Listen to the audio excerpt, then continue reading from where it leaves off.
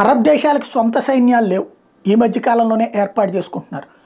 అందరూ కలిసి యుద్ధానికి వస్తారా? అది ఇజ్రాయెల్ మీద యుద్ధానికి వస్తారా?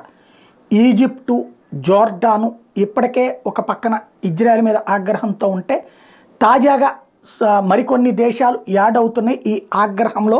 అదే కీలకమైనటువంటి అంశం. ఒమెన్ తాజాగా ఇచ్చినటువంటి statement. Oman has warned of the expansion of the Gaza conflict in the middle east region.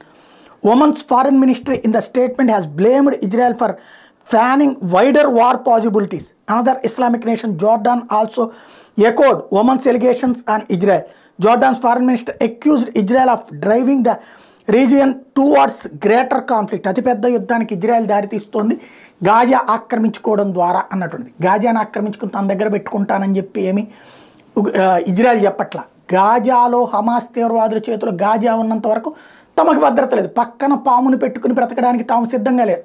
Arab దేశాలకే ఆ పరిపాలనా బాధ్యతలు అప్పచెప్తానంటుంది. కానీ అరబ్ దేశాలకి ఇదొక భయం. అందుకని ఇజ్రాయెల్ని హెచ్చరిస్తున్నాయి. ఇది చాలా పెద్ద యుద్ధం కిందకి దారితీస్తుందని. ఒకప్పుడు ఆ యుద్ధాన్ని ఫేస్ చేసింది అదే ఇజ్రాయెల్. 14 దేశాలకు సినిమా చూపించింది. ఇప్పుడైనా అది సిద్ధంగానే ఉంది.